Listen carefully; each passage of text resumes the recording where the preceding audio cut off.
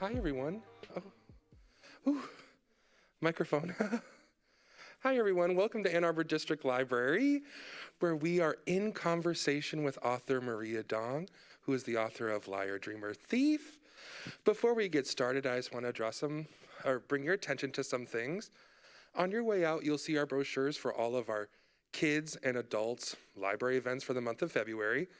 And of course, you'll also see a bookseller selling books, and you can get them autographed at the end of the event. So yes, let's do a big round of applause and let's welcome Maria Dong to the library.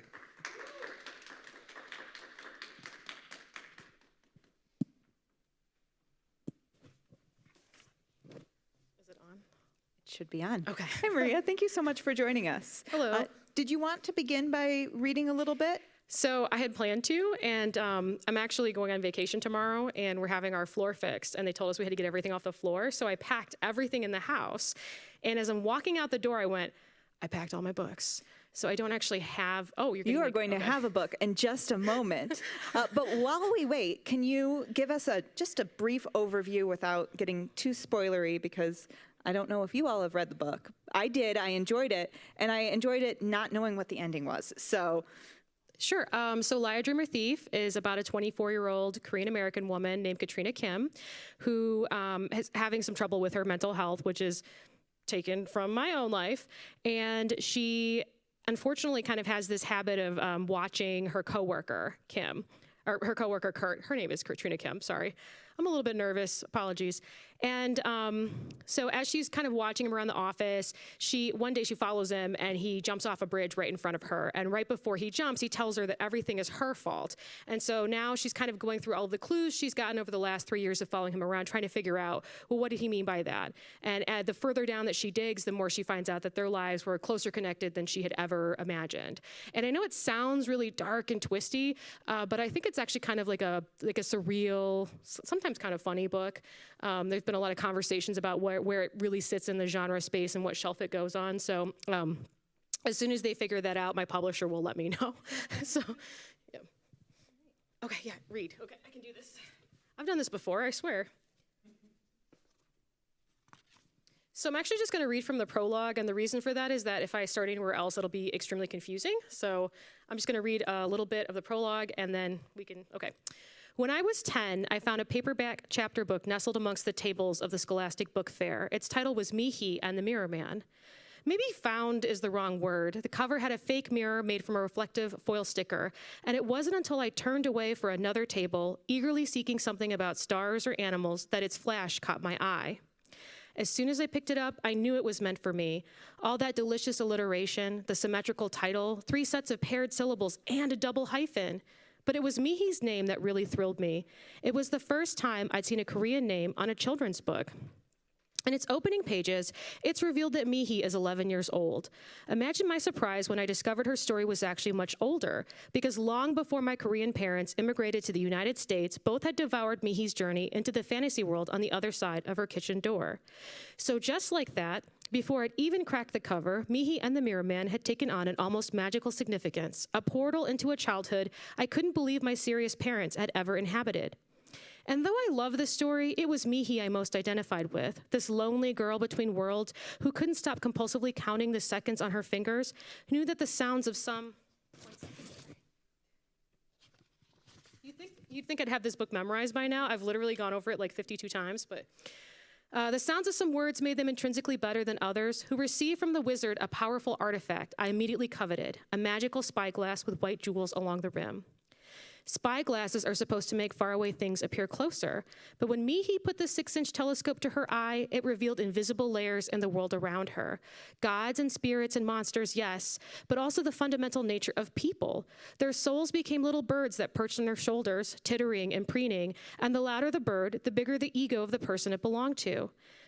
If two people were deeply connected, glistening strands stretched between them like brightly colored spider webs. Sometimes a person's greatest fear projected itself in the air above their head, like the flickering images of grainy horses that gallop in old kinetoscopes.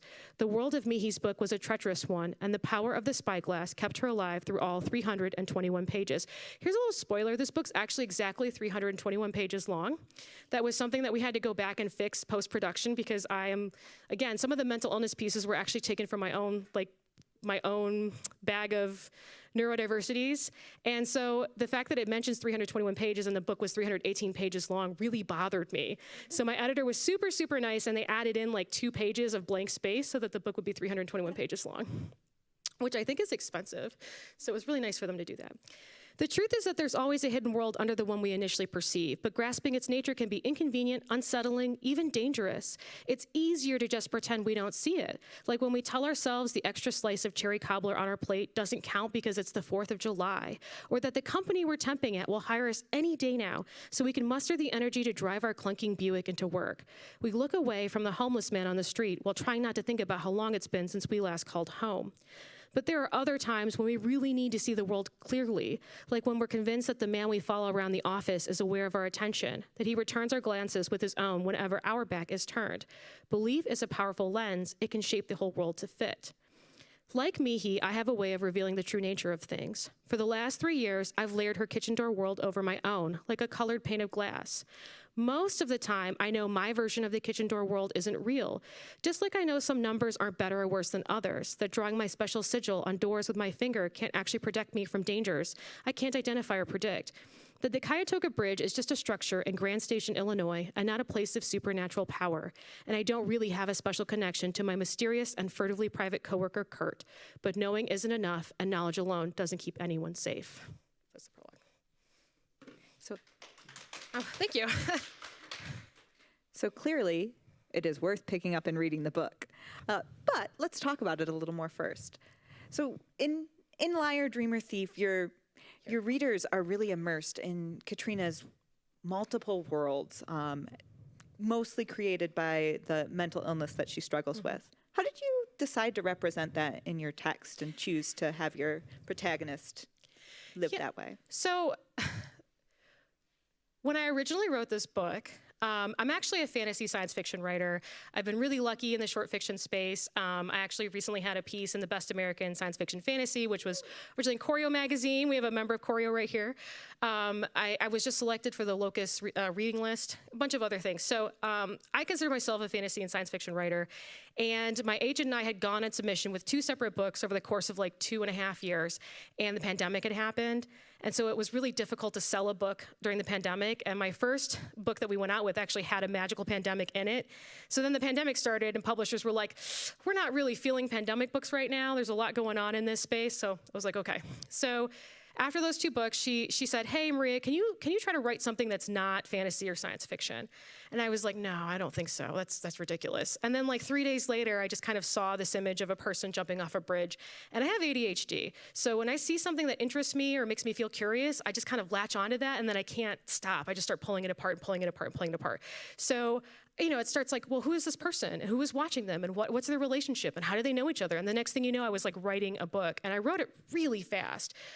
Usually it takes me a good 6 months to a year to write a first draft. And I think this book was like 2 months, And then I sent it to her. And the first draft, I got about 60,000 words, which is about 3/4 or 2/3 of a book.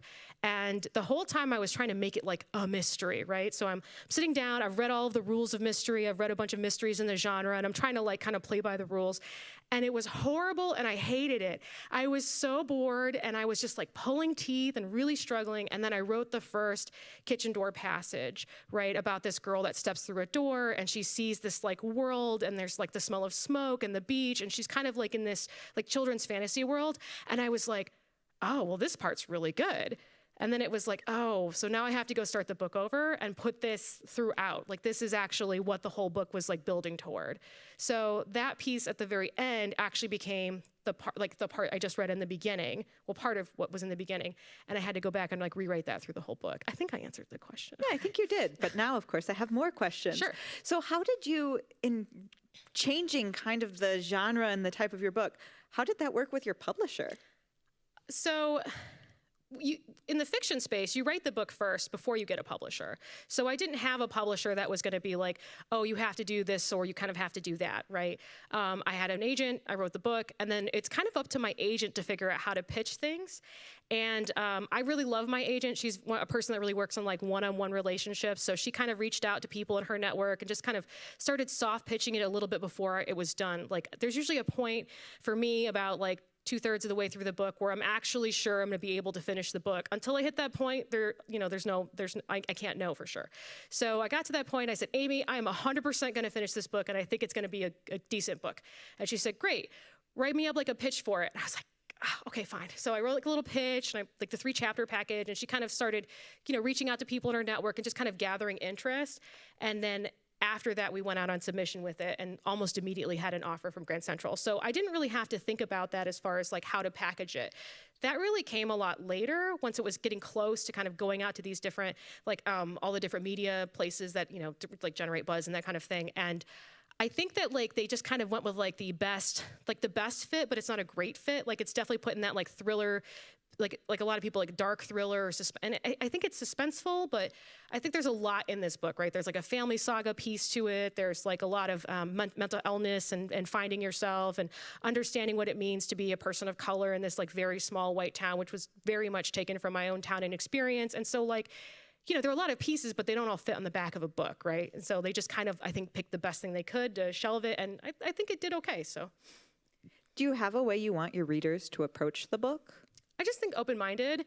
If you're expecting it to go the exact same way that like, your thriller generally goes, you're gonna be unhappy. A lot of times when I see like reader reviews, people that really love it are just the people that were like, I had no idea where this was going. And people that hated it were like, I had no idea where this was going. So you kind of have to be open to just not really knowing where it's gonna go and just kind of follow me there.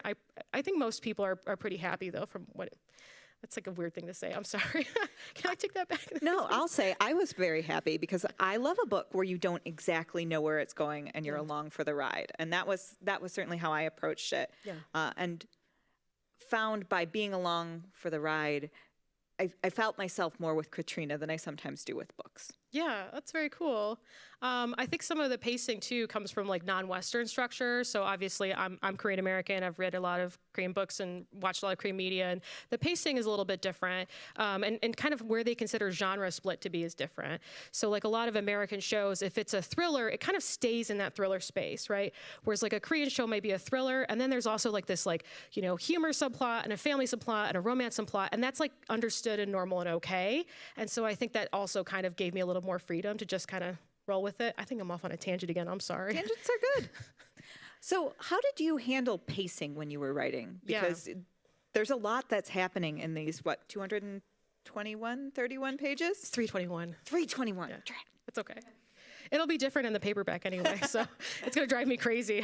There's actually this is how bad I am. There's like there's these shapes that are referred to throughout the book called stellations. Let me see if I can grab one. I was gonna show you a picture. So there's like one of the stellations, and they all have 11 sides. And my publisher was so cool, and they made these like special edition stickers that went out to influencers, and they had the wrong number of sides, and it drove me bananas. Don't tell them I said that. They're probably gonna watch this and be unhappy. So I'm sorry.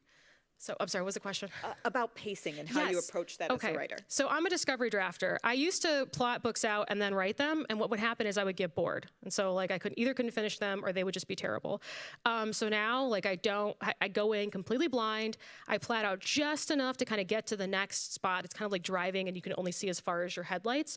And then once I have a first draft and I know what the book is about, because I don't usually really truly understand what it's about until the end of the first draft, then I sit down and I put the entire book down on index cards, and I move all the index cards around and look for like shapes, right? So like I put them all in columns for like, this is Katrina's arc, and this is Kurt's arc, and this is so-and-so's arc, and this is so-and-so's arc. No spoilers, sorry. And then I move all of them around and I color code them to see like, okay, well this is this thing, and this is the environment. And I kind of look for balance, right? Because I think with a good book, you want a certain amount of balance. Like if you have a character and then you just leave them alone for 200 pages and come back, it can be kind of jarring, right? So I'm trying to find balance among all the different pieces. So that is a very laborious process. I don't recommend it unless it's the only way you can do things, but it's the only way I can do things. And my hand always cramps like crazy during that because it's like 3 days of writing out little cards and then like a week of moving them around and collapsing them together and stuff. Wow. music plays a big part in this book. Certainly in the pacing, if you're familiar with the pieces of music that you reference, or if you go to the Spotify playlist that your publisher, which I do recommend pulling that up when you're reading it. It really enhances the experience. But how did you go about putting music in the book? Yeah. So as you may have figured out by now, I'm extremely deliberate. So every piece had to reflect a couple of things. First of all, they're all pieces that were important to me as a musician throughout my life, because I was a musician much like Katrina. And all of them have something to do with what's actually happening in the scene, either at an emotional level or they're a clue as to something that's about to happen. So if you're familiar with the music and you know the history of the music, you might actually know something about what's about to happen next. So it was very deliberate. And there were definitely times where like I had written something and then I had to email my editor and be like, can I change this piece of music? I need something different here. You know what I mean? Like it was a little embarrassing, but yeah. Do you listen to music while you write? No, I can't. I get very distracted, so I can't. It has to be completely quiet. I have tried. It doesn't. And actually, like it affects what I'm writing too. So it's harder to pay attention, but also like the tone of what I'm writing will kind of change to match the music. So I can't have anything on. Actually, while I'm working at all, I can't have any kind of music. So there are a lot of visuals in your book. Some, like you showed, they showed the. Am I pronouncing it correctly? Endecagram. Endecagram. Endecagrams. But they also have these postcards that I don't want to get too far into, but they are very distinct visuals. Yeah. Can you talk about how you decided to come up with them and represent them on the page? Yeah, well, I think that like a lot of people that were born in the 80s, and I won't go into that, I was really into Post-Secret as a kid. I don't know if you're familiar. You know, if you're not familiar, it's like a website now where they show postcards and people would write their secrets on the postcard with like some collage or something, and they would send it to this one guy, and he would post them all online. And over time, this project grew a lot. And I think I'm always really been fascinated by secrets. Like, obviously, I wrote a whole book about like secrets, right? I love seeing people's secrets. I think that, you know, this is going to sound like really trite, but like people are constantly hiding who they are, and I think we have so many things in common that none of us are like willing to admit. And so I'm very into secrets and secret messages. I think I've written like 20 some books by this point. Obviously they didn't get published, but they are written, and most of them at some point have like a coded message somewhere, either a piece of paper slipped under a door or, you know, something. This was postcards, and I think I really wanted the visual nature of it because I'm like, obviously this whole book was about symbols, and there's tons and tons of symbols in the book, but also because I like how ambiguous they are. Like, you think you know what the postcard's about, or you think you know what this secret means, but like, do you really, right? So that was a big part of it, I think. And to be honest, I have a terrible memory. So, and I wrote this book like 2.5 years ago. And like, that's what happens in publishing. You write the book and you send the book and they buy the book. And then like 2.5 years later, it comes out. I don't remember things for 2.5 years. So a lot of times people are like, well, what did this symbol mean? I'll be like, well, I knew it meant something when I put it in the book, but I don't know what it is anymore. Like, why is this a rabbit? That's a good question. I wish I remembered the answer. So. A piece of the book that hasn't come up yet is the role of the workplace, because Katrina, boy, she's got a temp job that's just soul draining. And part of that builds the suspense, because there's the needing to get to work on time, needing to have this job to survive. But it's felt like more than just a narrative device. Can you talk about the role of the workplace? Did you? I had her exact job, and I will always be salty about it. I think that, like, when I think about some of the things that have shaped me most as an individual, it's like how hard the workplace is, right? Like how terrible these corporations treat us, how they expect us to treat others badly, right? So you have a job that, you know, they're constantly pushing you to like push this onto the customer, or like, I mean, you know, where you have timed phone calls, for example, right? So if someone has this is a health insurance company, someone has a problem, it's a big problem, right? They're dealing with lots of money, it could bankrupt them, whatever. And then meanwhile, you have a clock running the whole time. That's like, you need to get this person off the phone in X amount of minutes. That is soul destroying. It's bad for them, but it's bad for you too as a person that works there. And I think that like, I can't seem to escape that. Like, it's a constant theme in I'd be writing like a fantasy world, and like actually it's a story about how much work sucks, right? So I'm self-employed now, which is great. I think part of that is, like I said, I recently found out, like within the last couple years, that I have ADHD, and that was kind of like the license I needed to just change my whole life. Like, well, if I wasn't going to be able to do it like the typical way, I was just going to do it my way, and that's worked out a lot better. But definitely like, so many times I'll be like laying in bed and I'll suddenly wake up thinking like, oh, I have to go to this terrible job tomorrow. And then remember like, oh, I don't have to do that anymore. So it's like scarred me, you know what I mean? So and we even got to hear a bit of this when you were reading the introduction, but the Scholastic Book Fair, like that, of folks of a certain age, boy, that pulls you right back. Yeah. What was your Mihi and the Mirror Man? Mihi, yeah. So on the Scholastic Book Fair, I have to say that I've had so many people comment on that specific element. Like, even my editor, one of the very first phone calls we had about the book, she was like, and can we just talk about the Scholastic Book Fair? And, it wasn't something that I thought was going to be that popular because like all children, I thought that the thing that was really special to me was like only for me, right? But actually like everyone loved the Scholastic Book Fair. At the same time, it was really difficult because like I didn't have a ton of money to buy the books, and they were quite expensive. And so I was always like very jealous, right? Like and I was a very voracious reader. So when I was in like middle school, I lived in Portage, Michigan, which has a pretty good library, the Portage District Library. And my mom would take me to the library every week with these 2 big like of the canvas shopping bags. And I would just fill the bags up, both bags. And then we would have to like work together to carry them out because they were so heavy. So like, of course, the Scholastic Book Fair, I was like, but I couldn't buy all the books. But there was a book called Echoes of the White Giraffe, which was a YA, I think middle grade maybe, about the Korean War. And my mom is not the kind of person that talks a lot about her past, and I think this is very common with Asian American immigrants from Korea of a certain age.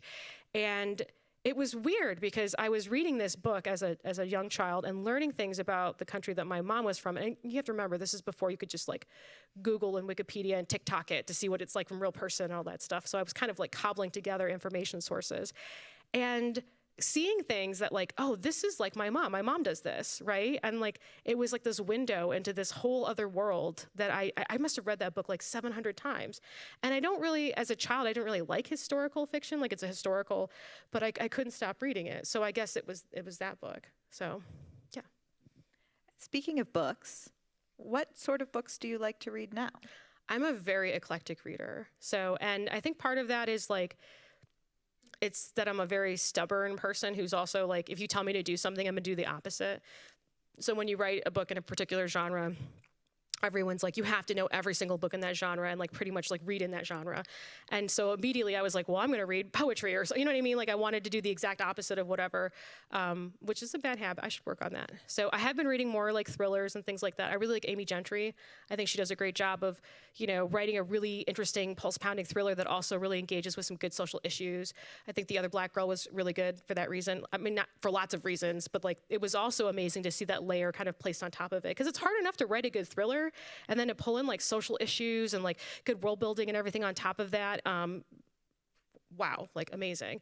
I just read Nicole Corner Stace's new book. It's coming out, I think, this spring.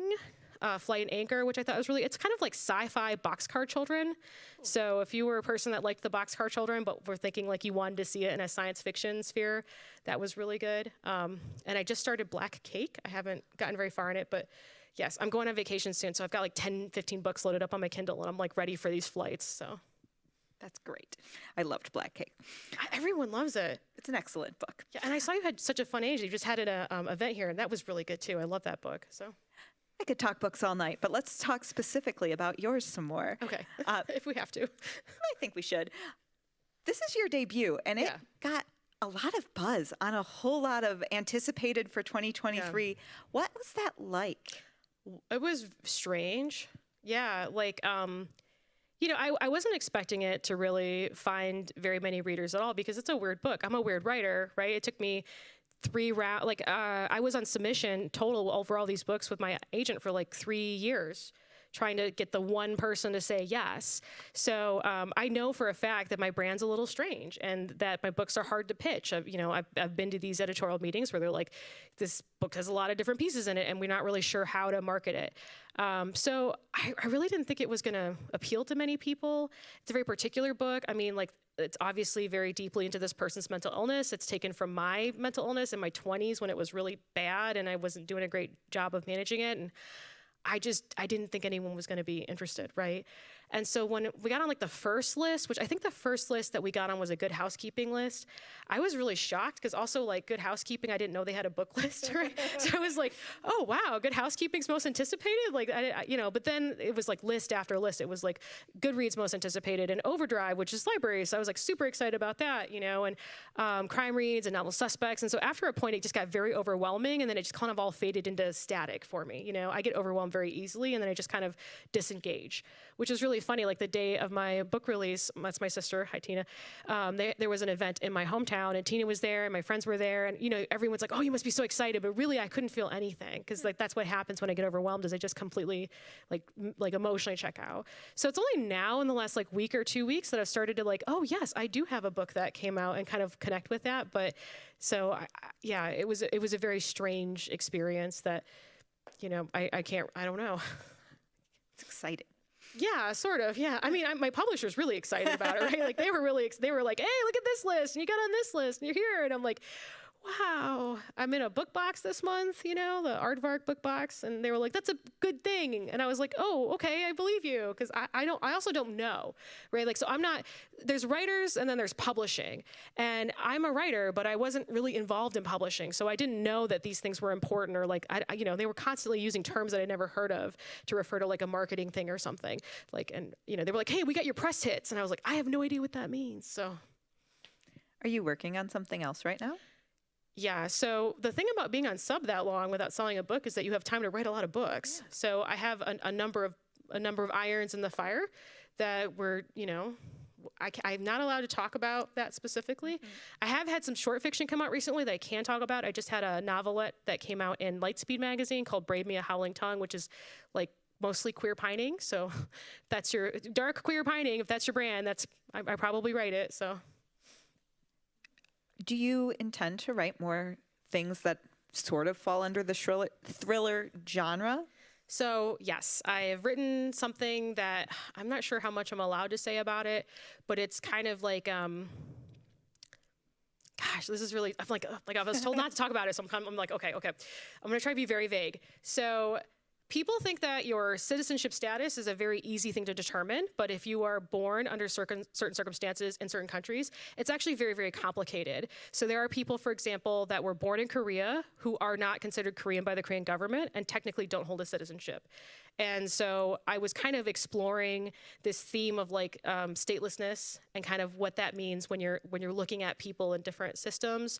But there's also like a murder mystery about someone's dead sister. Like, so I kind of like, it's not you, I promise.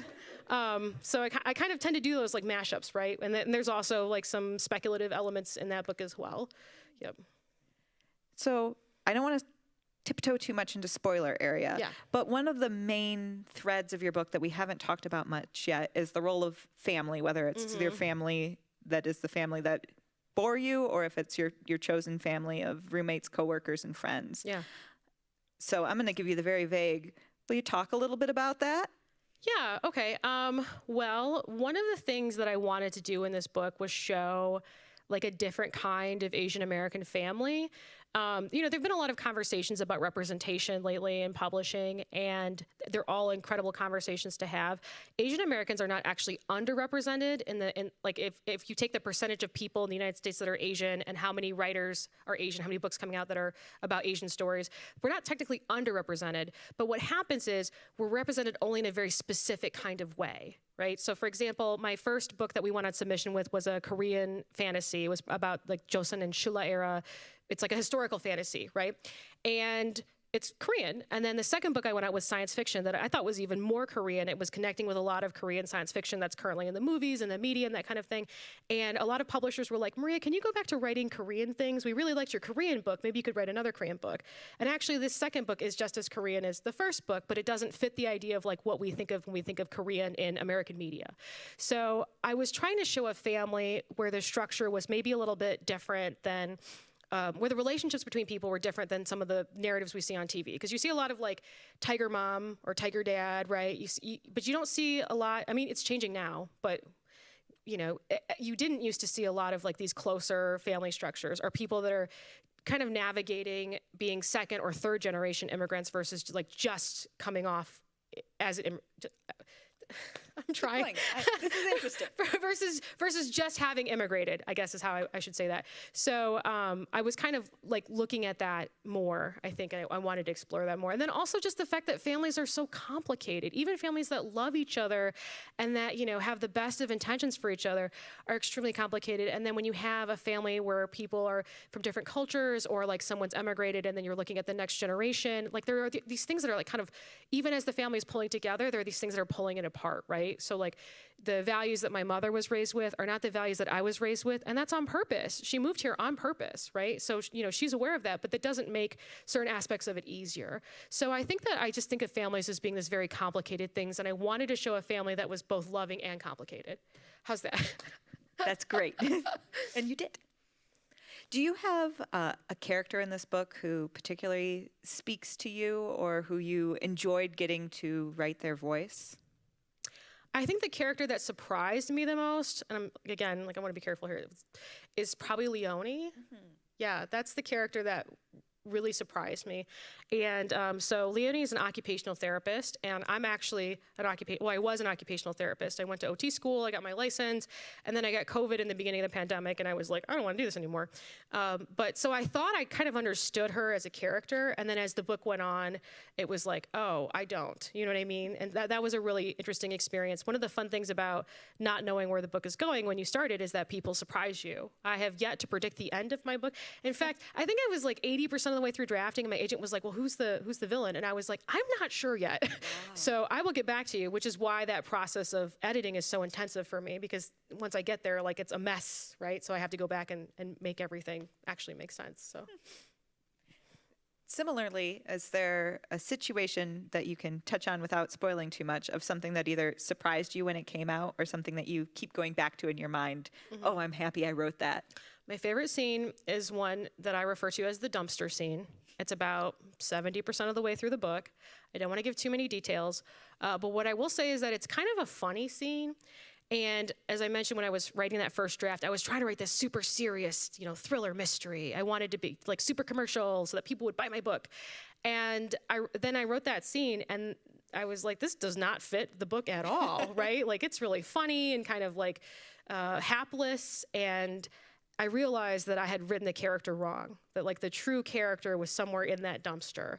So I had to go back and kind of change the book to match so that scene would make sense. Yeah, and I love that scene so much, and I was so worried about it because it is kind of madcap that I knew that like certain editors would not like it, right? So when I had this call, and this was a preempt, which means this book was sold as a preempt, which means that when the editor read it, they called my agent and they said, hey, we're interested in this book, but you have to give us this answer on a very short timeline. And I guess I'm not allowed to say what the timeline is, but it's not very long, and you have to, it's either like you say yes or they move on, right? So I didn't have a lot of time, so we had the one phone call, and I was freaking out, right? And I just said, like, how do you feel about the dumpster scene? Because I was like, if she wants the dumpster scene out, then I know she's probably not right for this book. She goes, I love the dumpster scene.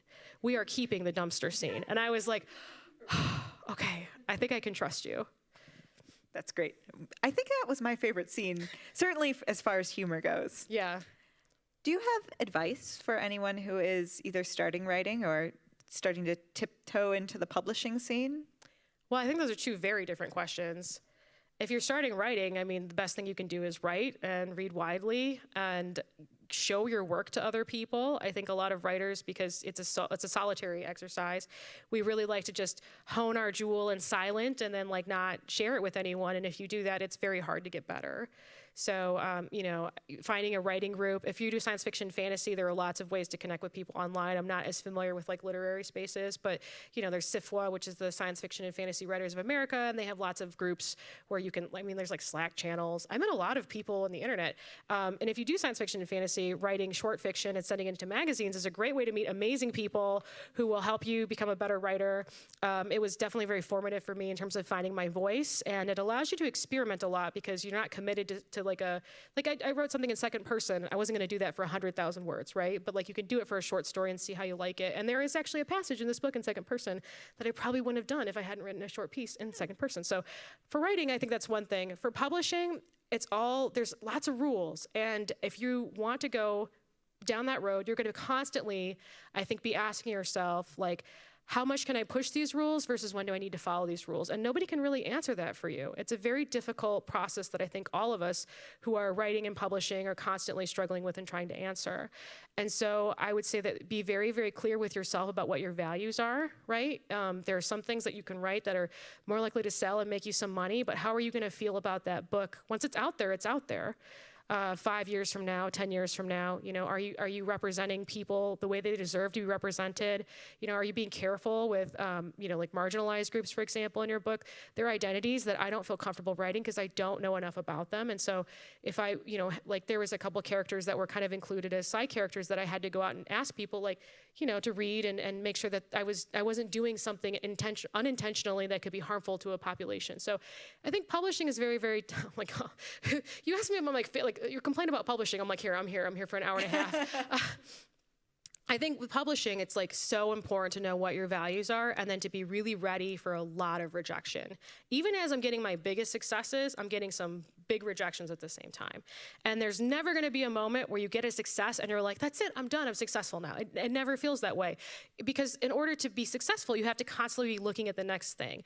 So it's really important to take a moment and like kind of lean back and like look at what you have done and be proud of what you have done, because like there'll never come a moment where you feel like it's enough, right? In the end, all you have is the book, it's the writing process. You could write the most amazing book in the world, be a total bestseller, and then your next book just tanks. And after that, you don't get any more publishing deals. It happens all the time. And then you have to like make a new name and go into a different genre and reinvent yourself. It's a whole thing. It's a thing people do every so often. So you just kind of have to, the writing itself kind of has to be it for you. I'm sorry, that was like 8 answers in one. That's okay. You were very interesting. So I think we're all happy to just listen to you talk, which is one leading me into, is there something that we haven't asked you about this book that you really want to share? Oh man. Or about yourself or yourself as a writer or as a reader? That's such a good question, and I don't think I've been asked it before, so now I'm like, oh no. Something about this book or myself. I think like if you like the book, check out my short fiction. A lot of it's available for free. Some of it's behind a very, very tiny paywall, and if you pay that tiny amount of money for like a magazine, you get all of the other stories in there. Honestly, every time I have a story published, I'm always like, I'm so great. And then I read the magazine, I'm like, oh my God, these stories are so good. How did I get in here? And then I hyperventilate a lot. So I think about me, that would be, I think, one thing. I think, yeah, I don't know. I'm sorry. It's okay. It's a great question. So I guess we can open up if other folks have questions. Jacob has a mic. Oh, the microphone I'm not using? Jacob has one, and you can learn from me and hold it close to your mouth so everyone can hear. You can have my microphone. I can talk loud. Thank you, Tina. I love you too. All right. We got a question?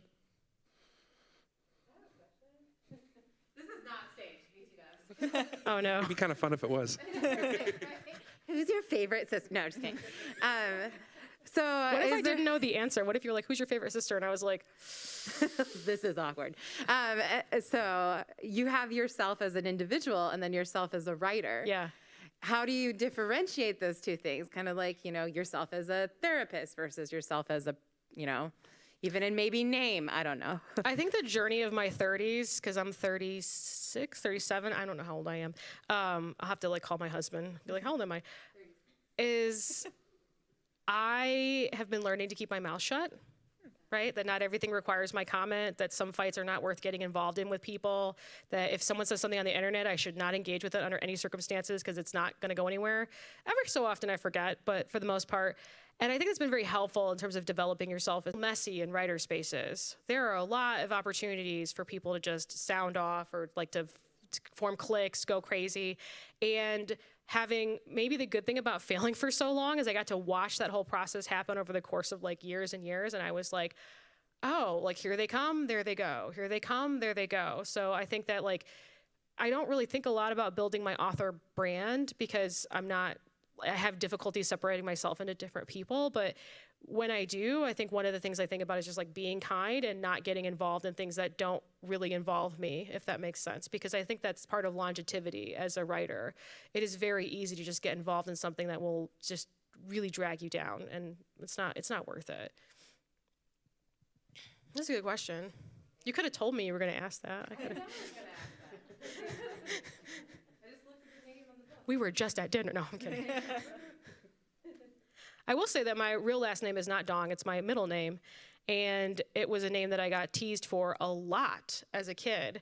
And then in 2018, I had decided I was done writing forever because I had gone to grad school and I was like, okay, now I need to make money. And I've been trying to be published for like 15 years and it hasn't happened. And it's time to like give up these childish things.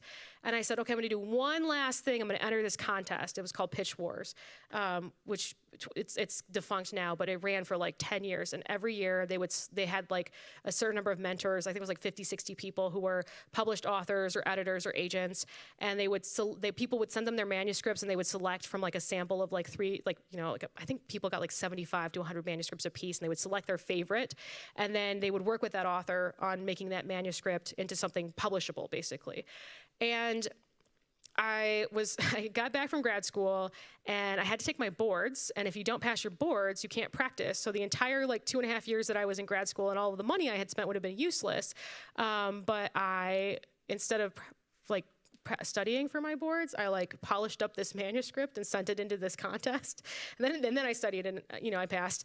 And I was so sure I didn't get in that I just kind of ignored it. And then on the day they announced everything, I didn't like open my phone or anything. I was driving to work because by this point I had my first job as an occupational therapist. And I stopped for coffee.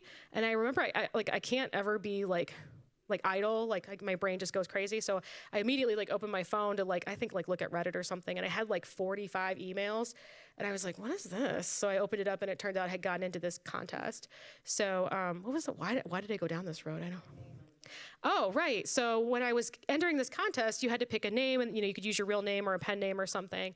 And I just remember thinking that I had this name that my whole life I had been teased for. It's spelled two ways. You can spell it with a T or a D because the letter in Korean doesn't perfectly transliterate, and there are multiple ways to write Korean words in English. There's like 3 different writing systems. So the newest writing system, like legally on my like documentation, or if it's a T, because the old writing system used to write it as a T, but now it's a D, so I did it as a D. And I just decided I was going to pick this name that people had teased me for my whole life, and if one day I was famous, it was going to say Dong right on the cover. And so like there it is. It says Maria Dong, which is very exciting for me. Yeah, and it's our mother's maiden name. That's correct. It's a Korean family name. So maybe she doesn't want people to know that, Tina. She did not want people to know that. Thank you. Now this is being recorded. It's going to be on the internet. I have a question. If I have to, you have to. All right. So if it's not too personal, so earlier I believe that you mentioned something along the lines of like mental illness or something like that, and there's some signs of it in the book. Do you mind highlighting on your personal mental illnesses so that when we read this book, Yeah, absolutely. my wife or I haven't read it, Yeah. but when we read it, we can get a sense of what it is that the character's dealing with. 100%. So I just want to say, like, I don't like diagnoses. I understand that they have their purposes. Really, the reason that we have like a DSM, or which it's the Diagnostic Statistic Manual of Diseases for psychological diseases, is like because we need something to put down on paper for insurance and for research. So we have these manuals that were developed to give people diagnoses so that we had like language, so we could bill insurance and then we could treat people and then we could do research and say like, oh, this medication helps people with this disorder. But the truth is that these psychological diagnoses are not super reliable. And what I mean by that is if I have like 5 therapists or 5 psychiatrists and they have a patient and they all write down what they think this patient's diagnosis is, they're only going to agree about 50 to 60% of the time. So I put my symptoms in the book, but I was very careful to not actually label Katrina with a diagnosis. So some of the things that she experiences, she definitely experiences obsessions. She definitely experiences compulsions. So obsessions being like when you can't stop thinking about a thing, even though you know it's probably not correct or you shouldn't be thinking about it. Delusions is where you're thinking about a thing and sometimes you know it's not real and sometimes you don't know it's not real, but you still think it's real even though you know it's not real. It's a little bit complicated. And then compulsions being a thing that you can't stop doing a lot of times it's very uncomfortable to have a compulsion. Like you have this very anxious feeling like, okay, if I don't, I think it's when people joke a lot about like leaving the gas on at their house, right? Like you leave the house and you're like, oh, did I turn the gas off?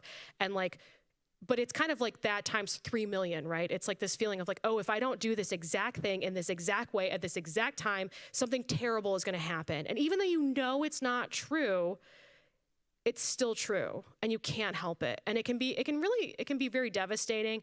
There have definitely been times where I've destroyed like friendships or relationships because I've felt very compelled that this bad thing was happening and I have to stop it or intercede or say something. And even though I knew it was going to hurt our friendship or our relationship. And so that's some of the stuff. She's obviously got anxiety. I say obviously, like, but if you read it, it's obvious.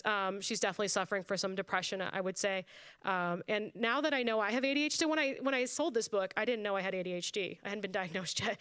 But now that I read this book, I'm like, how did I not know? Because she's definitely got ADHD. So I think those are some of the different pieces that definitely show up in the book. And it was very important to me. I hope this isn't a spoiler because my publisher was like, stop giving people spoilers, but I don't know what's a spoiler. That by the end of the book, it wasn't magically solved because that's not realistic. Like most people, like myself, I'm 36 or 7, and thank you, Tina. I still have, like, maybe I'm managing better. Maybe they're not like taking over my life in the same way. Like I'm definitely more productive and I have like, I managed to write a book and all this other stuff. But all of these things are still there. Like I still feel them. And particularly if my life gets difficult, they all kind of come back up. So when I was editing this book, for example, so after you sell it to your publisher, they send you a letter and they're like, here are all the things we want you to change about the book. And it's like a 12-page letter. And then you get really sad for a while. And then you make the changes. And then you do that process like 4 or 5 times. And that's how you actually get the book to the finished state. And when I was editing this book, it was very difficult to go this deep into a person's compulsions because I was taking myself back to this space that I had spent a lot of time in and was very uncomfortable. And it started to kick off my own compulsions. So I started having this feeling that as long as I was in the process of editing the book and it wasn't quite finished, that something terrible was going to happen. So the only way to solve this was to just like edit endlessly. Like I didn't go to sleep and I wasn't eating. Like my husband would come out, and I'd be in my bathrobe and I would still be like hunched over my computer trying to finish it. And I don't recommend that. I don't think it's a great idea. And I knew that it was a bad thing to do because I've had like years of therapy. And like one of the things is you can't just give into your compulsions all the time. You have to fight them because they're self-reinforcing. If you give into them and nothing bad happens, your brain goes, see, I was right. You did the thing and nothing bad happened. So we have to do the thing. So I knew that was like the wrong way to do it. But I was so uncomfortable that I just couldn't spend too much more space in that. I had to be done with that experience.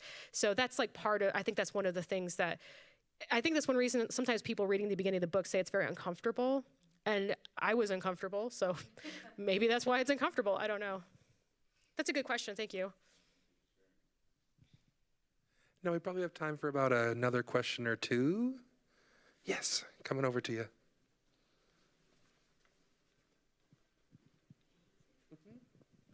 you. So was there anything that you wrote either in this book or in your other writing that you were really nervous or embarrassed to show people, especially in like a professional setting, like your agent or your publisher? And then how did you handle that? Yeah, that's a great question. The question was about if I wrote anything that I was ever embarrassed about and how did I handle it, or embarrassed to show people. I think that like I used to be really embarrassed. I've been working with my agent a long time, and having an agent is great because one of the things that they do is they advocate for you. So sometimes if there's a difficult conversation that I don't want to have, she just has it for me. Like I tell her like, oh, this is not something that I want in my book. And then she goes and tells them, but she puts it differently, right? And then she kind of works that out with them. So that's very helpful. I think the other piece of it though is that like a big part of where I'm coming from these days is like I don't want to be ashamed anymore of some of these things, right?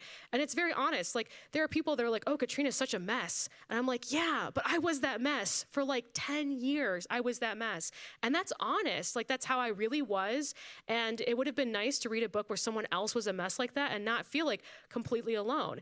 And probably not a spoiler, she does kind of get a little bit of a handle on some of her messes by the end. And so it would have been nice to also see somebody with a realistic way out, kind of, because the truth is, like, again, these things don't just go away. And I've read so many books where the main character has like OCD or something, and then by the end of the book she's magically cured and everything's all better. And it's like, you read that and it's incredibly depressing if you're somebody who's dealing with those problems. So I think that, like, maybe 10 years ago, I would have been ashamed. But like now I'm just angry all the time. And so I'm just like writing my truth and like demanding people like accept it, and just like launching manuscripts at different editors, basically. Yeah, so that's kind of where I'm at right now. Thank you, that's a good question.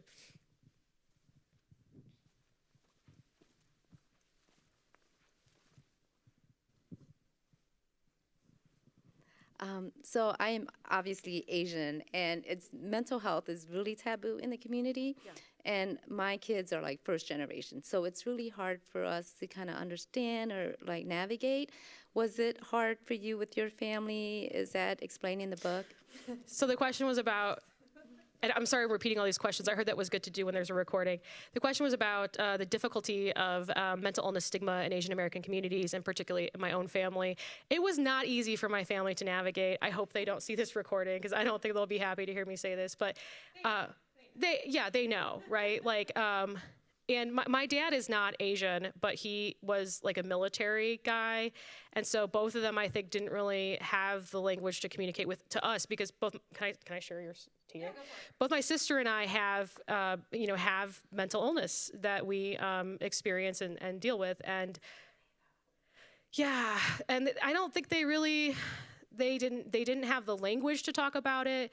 They didn't understand what was happening, and they probably didn't handle it as well as they could have because of that. And part of that was the time, right? Because this was 20 years ago, and there's so much awareness that's come out of media in the last 10 years, 15 years. Everyone goes to therapy now. We all have this language that we're all talking about these issues now.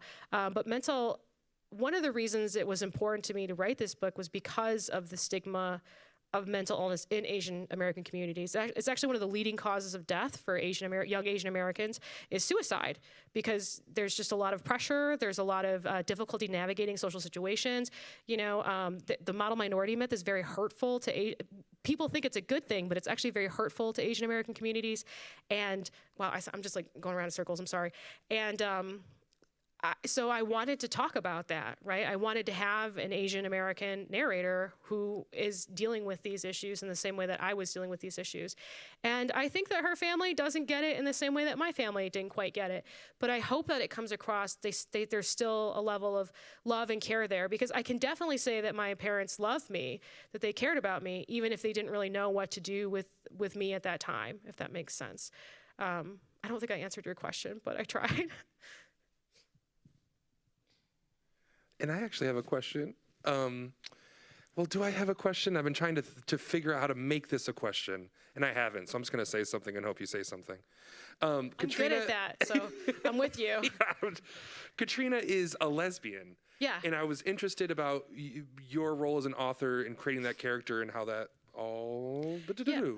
I'm queer. And I don't think I understood that I was queer for a very long time, because again, where the exact time that I was growing up, the environment I was growing up, you were either gay or you were straight. And there weren't a ton of other, there of course were, but we weren't talking as much about kind of some of the in-between places. So at some point I was dating women, I was having romantic experiences with women, and yet in my head I was still going oh, well, I'm straight, right? Because I also date men, and so all straight people do that sometimes, right? That was my impression. I thought all straight people sometimes slept with people who were of different genders.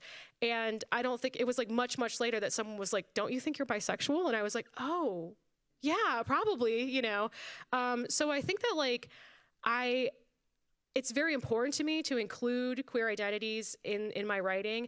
At the same time, it's not the focus of the book. I think it's not called tangential. It's I'm trying to say that including things to just reflect the world as it is without them being like it's not like a lesbian issues book or something. You know what I mean? I think that's very important to see that kind of representation. Like, so for example, she's also a vegan. Like, she doesn't eat animals. I've just never seen a book where the main character, like a thriller where the main character just happened to be a vegan, right? Like, that was something that I have not seen, and that's something that is in my life. And I thought, well, I'm writing the book. I can put whatever I want in there, so I'm going to put that in there as well. So I think it shapes her character a lot in the sense that it shapes like who she is as a person. But I think it's more subtle than I think some people are expecting. Like, I know that people that haven't read the book sometimes, like, they've actually emailed me very angrily, like, oh, you're writing this, like, queer, whatever, da-da-da. And then, like, later they'll read the book and they'll write me again and be like, I'm sorry. Like, and I don't know what they're exactly trying to say there, but I think that they're of the impression that it's going to be like a certain kind of book, when actually I'm just trying to show the world as it is. There are people who are queer in the world, so why can't we put them in books, kind of? Does that make sense? So... Well, thank you so much. And I'd like to remind everyone here that on your way out, there are books for sale, and those books can be signed by Maria. So let's give her a round of applause. Thank you guys so much.